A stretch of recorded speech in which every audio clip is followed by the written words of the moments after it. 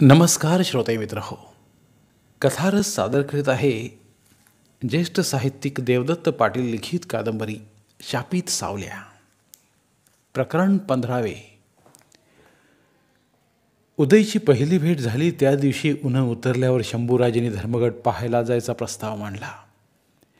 तिलाही त्या गडाचं गूढ आकर्षण वाटत असल्यानं तिनं लगेच तयारी केली. दादांना डोंगर चढण्याचे कष्ट सोसले नसते म्हणून त्यांना घरीच ठेवून दोघं निघाले. डोंगर पायथ्याशी शुगर फॅक्टरी उभारण्याचं काम चाललं होतं. तिथं जीप पोहोचली. तिथं एका कन्स्ट्रक्शन मॅनेजरनं जीप थांबवली. शंभूराजेंचं आणि त्यांचं बोलणं झालं. विजयाबाई, मला एका महत्त्वाच्या कामासाठी जयसिंगनगरला जावं लागतं आहे. So sorry. अरे सॉरी काय, जा ना तुम्ही, त्यात काय एवढं. मग मी तुम्हाला घरी सोडून जातो. आपण उद्या मात्र निश्चितच धर्मगडावर जाऊ. चला. तसं कशाला, मी एकटीच जाऊन येते ना. नो नो, तुम्ही नवीन आहात इथं. तुमच्या सोबतीला इथल्या कामावरची एखादी मुलगी पाठवण्याची व्यवस्था करतो. थांबा.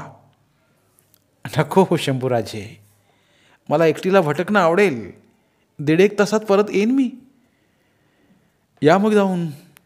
तसं घाबरण्यासारखं काही नाही म्हणा, पण तुम्ही गड उतरून येईपर्यंत मी येतोच परत तुम्हाला न्यायला. ठीक आहे. म्हणून विजया जीपमधून उतरली आणि डोंगराकडे वळली. धर्मगडावर जायला एक नागमोडी कच्ची सडक होती. त्या सडकेनं विजया सावकाश डोंगर चढू लागली. आजूबाजूला गाई, म्हशी, शेळ्या असं जित्राप चाराला सोडून झाडाझुडाऱ्यातून बायकापुरी सरपणासाठी फिरत असल्या दिसत होत्या. मेंढरांचा एक कळप दूर पसरलेला होता. डोंगर चढण्याची सवय नसल्यानं विजयाला लवकर धाप लागली. अंगभर घाम फुटला. श्रमानं चेहरा आरक्त दिसू लागला. श्वास खूपच वेगावला. तरीही थोड्या अंतराने विसावा घेत विजया पुढे पाऊल टाकत होती. थोड्या वेळानं बाजूला तुटलेले कडे, ढासळलेले तट, बुरुज दिसू लागले. भरारत येणारा रानवारा अंगाला लपेटून तिचा घाम पुसून शरीर गारवू लागला. विजया एकदाची महाद्वाराशी पोहोचली. दोन्ही बाजूला 2 प्रचंड बुरुज उभे होते. थोड्या आतल्या अंगाला काळ्या करंद दगडांची महाद्वाराची चौकट होती. भला दांडगा उंबरठा ओलांडून विजया आत गेली. टोकदार खेळ ठोकलेले अवजड दरवाजे दगडी चक्रातून बसवले होते. मध्ये एक दिंडी दरवाजाही होता. विजया महाद्वारातून पुढे गेली तर समोर एक आडवी भिंत उभी होती. त्याला डावीकडून वळसा घालून ती चालत राहिली. पलीकडे पोहोचली. तिथेही अशीच भिंत. मग दुसरा दरवाजा. त्याही पुढे असाच तिसरा दरवाजा. त्याला लागूनच एक उंच बुरुज होता. वर चढायला घडीव दगडांच्या पायऱ्याही होत्या. विजया पायऱ्या चढून बुरुजावर गेली. तिथे ऐस पैस भरपूर जागा. 2 जुन्या तोफाही पडल्या होत्या तिथे. पुढे कमरे इतक्या उंच भिंती आणि त्याला जंगी बंदुकीचा मारा करण्यासाठी ठेवलेली छिद्र. विजया कडेला पोहोचली तर तुफान वेगानं अंगावर येणारा भन्नाट वारा तिला उचलून वाहून नेण्याचा प्रयत्न करू लागला. विजया मागे सरकली. वाऱ्याचा प्रवाह पदर फडफडत ओढू लागला. ती खूपच दमली होती. तिने एका तोफेवर बसकन मारली, पण ती उन्हाने तापली होती. ऊन कमी होऊन ही तोफ निवली नव्हती. विजयाला उठावं लागलं. परत ती कडेला येऊन दूरवरचा भोवतालचा प्रदेश न्याहाळू लागली. थोड्या वेळानं ती मागे वळली. विजया मागे वळून 2 पावलं टाकते न टाकते तोच बंदुकीचा बार कडाडल्याचा आवाजाने नादला. ती भयंकर दचकून थबकली. भयचकित होऊन इकडे तिकडे पाहू लागली. तोच दुसरा बार झाला. विजयाच्या जीवाचा थरकाप उडाला. वाटलं कुणाच्या तरी किंकाळी कानावर येणार. पायातलं बळ नाहीसं झालं. आपण खाली कोसळणार असं वाटून ती मटकन खालीच बसली. 2-3 क्षण तिनं वाट बघितली. कसली किंकाळी नाही की गडबड नाही. आणखी थोडा वेळ ती बसूनच राहिली. काहीच घडलं नाहीच पाहून तिला धीर आला. अंगातलं सगळं बळ एकवटून ती सावकाश परत उभी राहिली. गडावरल्या परिसरावर नजर फिरून कोणी दिसतं का पाहू लागली. सर्वत्र जुन्या इमारतींचे भग्नावशेष पसरले होते. काही ठिकाणी तर केवळ शिलाखंडाच्या राशी, काही चौथरे, 2 मजबूत बांधकामाच्या ऐसपैस इमारती, दुहेरी तट, आतला तट बैलगाडी जाईल एवढा रुंद, काही नुसतेच दरवाजे, माची, बालेकिल्ला, दारूची कोठारे, अंबरखाने, घोड्यांच्या पागा वगैरे पडझड झालेल्या अवस्थेतले ऐतिहासिक महत्त्वाचे अवशेष. प्रचंड बुलंद काळेभोर दगड, अवजड आणि घडीव, दगडावर दगड रचलेले. थोड्या अंतरावर एक बांधीव तलाव दिसत होता. किल्ल्याभोवती मेटे म्हणजे पहारेची ठिकाणं होती. त्या बुरुजावरून गडाचा दिसेल तेवढा भाग निहाळून बघितला तरी विजयाला कोणी आढळलं नाही. गड माथ्यावर हिंडून पूर्व बाजूला असलेलं प्रतापराजेंचं स्मारक बघून यावं की नको याचा तिला निर्णय करता येईना. उठसूट किरकोळ निमित्तावर मुडदे पाडणाऱ्या रानटी लोकांचा हा प्रदेश असल्याचं शंभूराजे बोलत होते. गड माथ्यावर त्या निर्जन भग्नावशेषात एकटीनं फिरण्याचं धाडस तिनं केलं असतं, पण त्या बंदुकीच्या बारानं तिचं मन आता भयाकुल झालं होतं. तिथल्या वातावरणात भयद आणि गूढ असं काही असावंसं वाटू लागलं होतं तिला. परत एकदा शंभूराजेंना सोबतीला घेऊन हा गड बघायला यावं. आता दिवस बुडण्याआधीच परत फिरणं शहाणपणाचं, असा विचार करून ती बुरुजावरून उतरण्यासाठी पायऱ्यांकडे वळली. विजयानं वरच्या पहिल्या पायरीवर पाय ठेवताना सहज तळाकडे बघितलं तर खालच्या पायरीवर कोणी रायफलधारी, तो उदय यादव उभा. निमिषार्धात तिच्या पोटात भीतीचा गोळा फिरला आणि दचकून ती मागं सरकायला गेली आणि पायरीवरच्या कट्ट्याला अडकळून धडपडत पडता पडता बसती झाली. या उदयनंच बार टाकले होते तर कशावर नव्हे, कुणावर? आपल्याकडे येण्याचा याचा उद्देश? त्यांना आता गॉगल काढून मॅनिलाच्या खिशात ठेवला होता. डोक्यावर कॅपही नव्हती. हातातली रायफल खालच्या पायरीवर टेकून तो तिच्याकडे बघत उभा होता. विजयाला काय बोलावं काय करावं सुचेना. उदयही तिच्याकडे नजर रोखून उभा. काही क्षण निशब्द, निश्चल. कुणी हालचाल केली नाही की कुणी बोललं नाही. विजयाच्या लक्षात आलं आपण वेड्यासारखं उगीच पायरी अडवून बसलोय. उठून उभं राहायचं भानच उरलं नव्हतं. ती गोष्ट लक्षात येताच विजया ओशाळल्या चेहऱ्यानं पटकन उठली. आता परत वर जाणं चमत्कारिक दिसणार म्हणून तिनं खालीच उतरायचं ठरवलं. पण तो तर खालच्या पायरीवर रायफल ठेवून उभा. शेवटी तिनं धाडसानं खाली पाऊल ठेवलं आणि झरझर पायऱ्या उतरायला सुरुवात केली. ती 4-5 पायऱ्यावर असतानाच उदय रायफल उचलून बाजूला झाला. तिच्याशी बोलण्याची त्याची इच्छा नसावी. तिला शंभूराजेंच्या जीपमध्ये त्यानं सकाळीच पाहिलं होतं. विजयाला मात्र त्याच्याबद्दल अकारण औत्सुक्य वाटत होतं. अकारणच आकर्षण वाटत होतं. त्याच्याशी ओळख करून घ्यावी, बोलावं, विशेषतः इनामदाराशी त्यानं वैर मांडण्यामागचं कारण विचारून घ्यावं असा विचार त्याच्या प्रथम भेटीनंतर तिच्या मनात आला होता. पण तो इतक्या लवकर आणि अनपेक्षितपणे भेटेल याची तिला कल्पनाच आली नसल्यानं ती भांबावली होती, बावरली होती. मनाचा पार गोंधळ उडाला होता तिच्या. जी संधी घेण्याबद्दल तिने विचार केला होता ती संधी चालून आली होती. पण इतक्या अनपेक्षितपणे आणि आकस्मिकरित्या हे घडलं होतं की मनाची पूर्वतयारी नसल्यानं ती संधी सोडून निघून जाण्याची तिच्यावर पाळी आली. बरोबर आणखी कोणी असतं तरीसुद्धा तिनं धाडस केलं असतं. पण या निर्जन ओसाड जागेत एका अनोळखी तरुणाशी एकांतात आपण होऊन बोलणं अविचार ठरण्याची सुद्धा शक्यता होती. आता तिच्या मनातली भीती कमी झाली असली तरी गोंधळ वाढला होता. विजया पायऱ्या उतरून खाली आली आणि खाली मान घालून ती भरकन त्याच्या अंगावरून पुढे गेली. 5-6 पावलं तिनं टाकली तोच तिचा पाय खुरट्या वाळलेल्या गवतातल्या एका मोठ्या भगदाडात गेला आणि ती किंचाळून धडपडून खाली बसली. ती पाय उडून बाहेर काढीत असतानाच आत पायाला थंडगार स्पर्श झाल्यासारखं तिला वाटलं आणि त्या भयशंकेनिशी तिनं झटक्यानं पाय बाहेर उडून ती मागे सरकली. तोच त्या बिळातून एक उंदीर उड्या मारत बाहेर आला. प्रथम तो विजयाच्या अंगावरच आला. आधीच घाबरल्या विजयानं तो हाताने दूर उडवला. पाठीमागून हसण्याचा आवाज आला. तसं तिने वळून बघितलं तर तो निर्दय उदय तिची फजिती बघून हसतोय. शरमेनं ती अर्धमेली झाली. त्याचा रागही आला तिला. ती उठण्याचा प्रयत्न करू लागली तेव्हा तिच्या लक्षात आलं की पाय मुरगळला आहे आणि घोट्यातून येणाऱ्या कळा वर सरकतायत. तिला उभं राहता येईना. ती कसंबसं अंग वेळावत आणि हातानं गुडघ्यावर रेटा देत उठली. मात्र त्या बिळातून पिवळसर करड्या रंगाचं जाडजूड जीवाणू बाहेर पडत असलं तिच्या दृष्टीस पडलं. तो सळसळचा विषदंत सर्प बघता क्षणी तिने किंकाळी फोडली आणि जीवाच्या करारानं त्या मृत्यूदत्तापासून दूर जाण्यासाठी मुरगळल्या पायावर भार देऊन ती मागे वळली आणि समोर उभ्या असल्या उदयकडे धावली. पण तिला 4-5 पावलांपुढं पाऊल टाकता आलं नाही. ती खाली कोसळणार तोच उदय पुढे धावला आणि तिला एका हातात सावरून उचलून उभं केलं. त्याच्याही नजरेला तो लांबचा लांब सर्पराज सळसळत खळबळत वळवळच उंदराच्या पाठलागावर येत असला दिसला.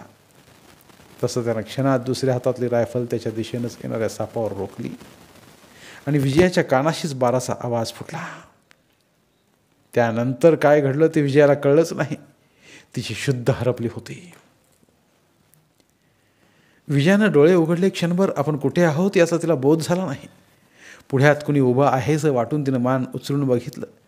हा तरुण कोण बरं? उदय यादव. तिनं ओळखलं. ती त्या बुरुजाच्या खालच्या पारीवर बसली होती. तिनं खाली सोडले, पाय जवळ ओढले. उजव्या पायाच्या घोट्यातून वेदना उठल्या. तिला मग पाय मुरगळल्याचं, साप दिसल्याचं आणि गोळी झाडल्याचं सगळं सगळं आठवलं.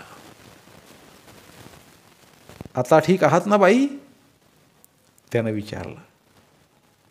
तिनं केवळ मान हलवली. अंगावरची साडी नीट केली. छातीवरचा ढळलेला पदर सावरून ती खाली मान घालून स्वस्थ बसून राहिली. मी जाऊ आता? की म्हणजे आवश्यकता असल्यास तुम्हाला मी पायथ्यापर्यंत सोबत करीन. Thank you very much mister Yadav. तुमचे आभार कुठल्या शब्दात मानावेत? नाही नाही, आभाराचे औपचारिक शब्द पुरेसे नाहीत ऋणमुक्त व्हायला. तुम्ही मला जीवदान दिलं, माझे प्राण वाचवलेत. विजयानं कृतज्ञता व्यक्त करण्यासाठी शब्दांचा आधार घेण्याचा प्रयत्न केला. पण त्या घटनेनं तिचं मन इतकं विफल झालं होतं, हळवं बनलं होतं की शब्दांचाही आधार सुटला. शब्द रुद्ध कंठात अडकून पडले. ती सद्गदित होऊन कृतज्ञ भावनेने त्याच्याकडे पाहत बसली. तिचे डोळे आसवाने भरून आले. त्यांना परतवण्याचा तिचा प्रयत्न असफल झाला आणि आसव गालावरून खाली ओघळली. चटकन तिनं पदरानं डोळे पुसले. वेळ आली होती, पण काळ आला नव्हता म्हणून मी केवळ निमित्त झालो. तो विनयानं मृदू स्वरात बोलला. नाही, काळही आला होता. तो काळसर्प मारून तुम्ही आलेल्या काळाला परतवलं. मला इथे सोडू नका जाऊ. मी व्यवस्थित चालू शकेनसं वाटत नाही मिस्टर यादव. माझा पाय मुरगळला आहे. ओके, मी तुम्हाला कंपनी देईन पायथ्यापर्यंत तरी. आणि तुमची हरकत नसेल, तुम्हाला ऑकवर्ड वाटणार नसेल तर मी तुमचा मुरगळलेला पाय तपासून पाहीन. मी काही वर्ष तालमीत काढलीत, त्यामुळे थोडंफार त्यातलं कळतं म्हणा मला. आमच्या वस्तादांनी शिकवलं आहे थोडं. पाय घोट्यातनं किंवा गुडघ्यातनं निखळला असण्याची शक्यता आहे म्हणून. विजयानं काही न बोलता उजव्या पायावरची साडी घोट्याच्या वरपर्यंत ओढली आणि पाय पुढे ठेवला. उदय तिच्या पायाजवळ बसला. मुरगळलेल्या पायावर हात फिरवीत बोटांनी चाचपून बघू लागला. घोट्यातून कळा येत आहेत. उदयनं घोट्यावर बाजूला अंगठ्यानं दाबून बघितलं. मग तिचा पाय उचलून एका हातानं पिंडीजवळ धरून ठेवला आणि दुसऱ्या हातानं चवड्याजवळ धरून सावकाश खालीवर हलवत एकदम हिसका दिला. विजया वेदनेनं विव्हळली आणि आपल्या नकळत तिनं त्याला थांबवण्यासाठी चवड्याला धरला त्याचा हात धरला. आता फक्त एकदाच म्हणून त्यानं परत एकदा पायाला हिसडा दिला. यावेळच्या वेदनेची सनक पार तिच्या मणक्यातून मेंदूत पोहोचली आणि आ असा वेदनेचा हुंकार तिच्या तोंडून बाहेर पडला. ऐक! मात्र तिच्या तोंडी आलं नाही. उदयने तिचा पाय सोडला. आता उठून उभा राहा बघू. विजयानं पायरीवर हात टेकवून रेटा दिला. ती सावकाश उभी राहिली. 2 पावलं टाका बघू. तिने 2 पावलं टाकून बघितली. घोट्यातल्या वेदना आता खूपच कमी झाल्या होत्या. घोट्यात दुखतं का आता? तिनं सस्मित मुद्रेनं तिरप्या नजरेनं त्याच्याकडे पाहत नकारार्थी मान हलवली. थोडं दुखत असलं तरी तसं दर्शवून त्याला नाराज करायचं तिचं मन राजी नव्हतं. रात्री झोपण्याआधी खोबरेल तेल लावून पाय चोळा आणि मिठाचं गरम पाणी ओतून घ्या पायावर. आपण आता निघूया ना? मला गडावर फिरायचं होतं, पण आता उशीर झाला. चला. तुम्ही अजून गड पाहिला नाही? त्यानं आश्चर्यानं विचारलं. मी कालच आले या जाणोळीत. ती महाद्वाराच्या दिशेनं हळूहळू पावलं टाकीत बोलू लागली. थोडं अंतर ठेवून तोही तिच्या बाजूने चालू लागला.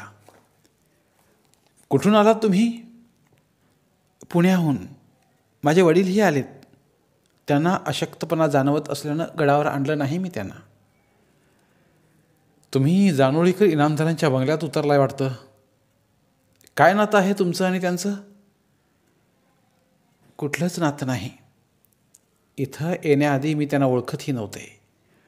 खरं? आश्चर्य आहे. मला वाटलं तुम्ही माईसाहेबांच्या नात्यातले असाल.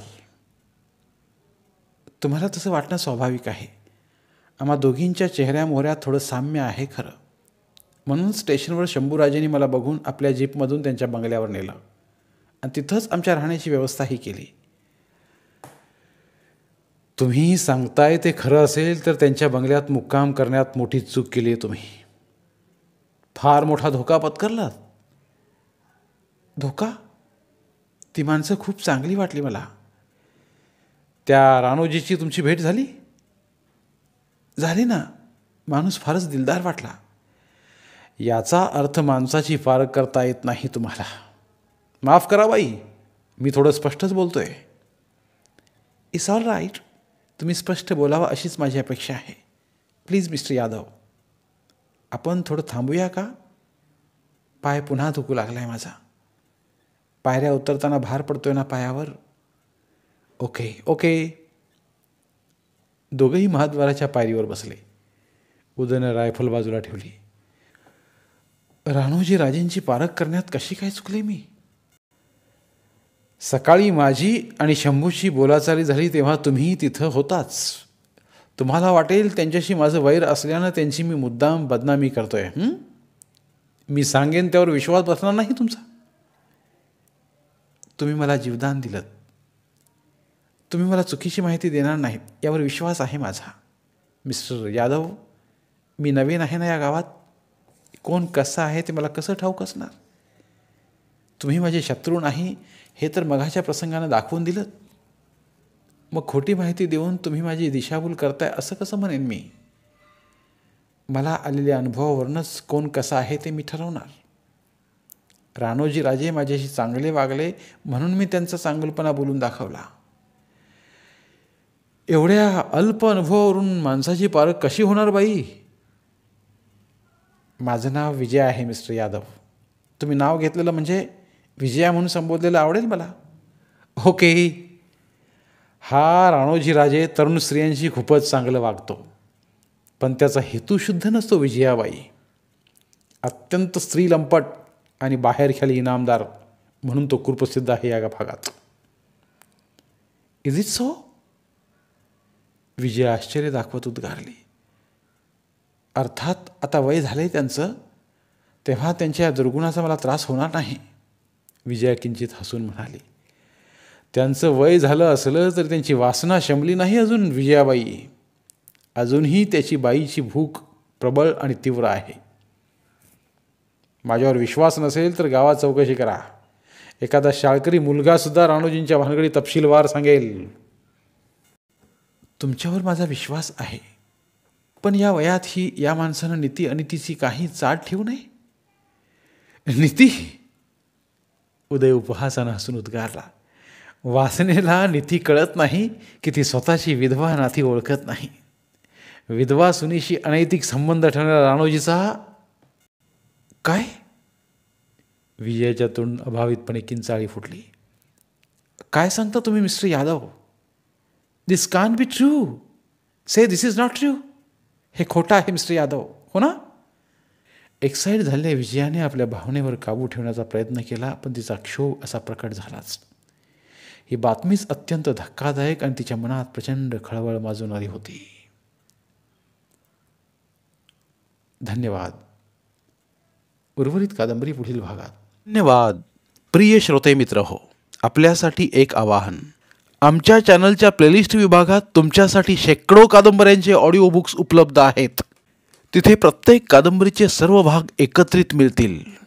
त्यामुळे सध्या सुरू असलेल्या क्रमशः कादंबरीच्या पुढील भागासाठी वाट पाहण्याची गरज नाही. तुमच्या वेळेनुसार तुम्ही संपूर्ण कादंबरी सलगपणे ऐकू शकतात आणि साहित्याचा आस्वाद घेऊ शकता. कृपया आमच्या चॅनलच्या होमपेजवर जाऊन प्लेलिस्ट चेक करा आणि तुमची आवडती कादंबरी निवडा. धन्यवाद.